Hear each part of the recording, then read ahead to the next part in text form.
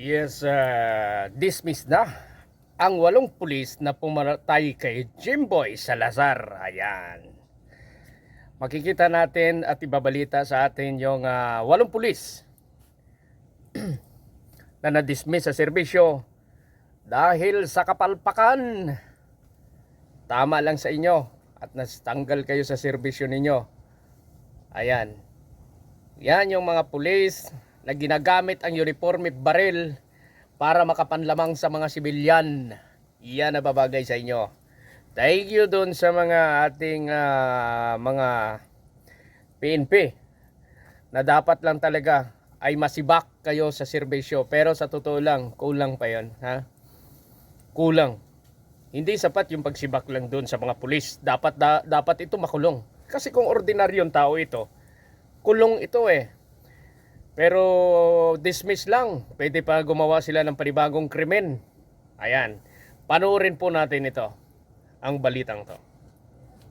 Pinirmahan na ni NCRPO Chief Police Brigadier General Jose Melencio Nartates Jr.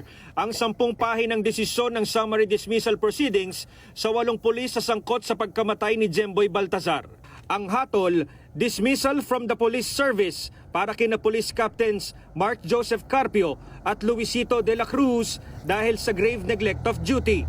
Tanggal din sina Police Executive Master Sergeant Roberto Balais Jr., Police Staff Sergeants Antonio Bugayong Jr., Jerry Maliban, Nico Pines Esquilon, Police Corporal Edmark Jake Blanco at Patrolman Benedict Mangada dahil sa grave irregularity in the performance of duty at conduct unbecoming of a police officer. Malakas yung ebidensya against them for violation of the police operational procedures, specifically yung hindi paggamit ng mga body-worn cameras, and of course yung pag-observe ng force continuum on the use of excessive force, and pinaka malala dito is yung pag-iwan nila doon sa katawan nung biktima, si Jerod, sa tubig ng matagal. Dagdag ng NCRPO dahil tinanggal sila sa serbisyo, wala silang matatanggap na sahod at iba pang benepisyo mula sa PNP. Pero para sa ina ni Jemboy na si Roda, hindi sapat na parusa ang pagkatanggal sa serbisyo ng mga pulis. Isang inaano ko po, makakulong po talaga sila na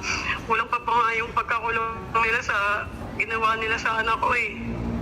Dahil yung anak ko di na makakabalik sila, makukulong lang sila.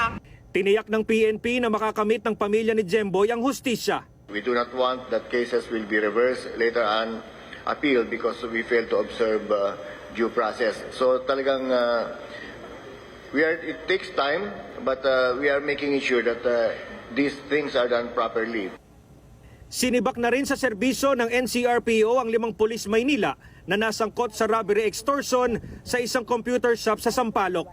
Pero bago ang desisyon, nag-awol na umano sina Police Staff Sergeants Ryan Pakulan at John Ervic Isaac, Corporal John Mark Dabucol at Patrolman Jeremiah Pascual at John Lester Pagar. Ikinatuwa ni Hermie de la Cruz ang desisyon ng NCRPO. Papasalamat naman ako. Okay, yes. Salamat naman dun sa ating mga kapulisan na umaksyon dito. At nabigyan solusyon at nabawasan yung kahiyan ng ilang mga pulis natin na mga matitino na dadamay dito sa mga unghang na ito. Pero hindi sapat kahit hindi sapat para parusahan lang ng ganito. Hindi pa rin sapat. Kung sa ibang bansa ito siguro, salamat kayo dito kayo sa Pilipinas. Na maraming rito, no? Ayan, napanood natin. Congratulations doon sa ating ilang mga pulis na umaksyon dito sa mabilis na pagtungon dito sa pagka-dismiss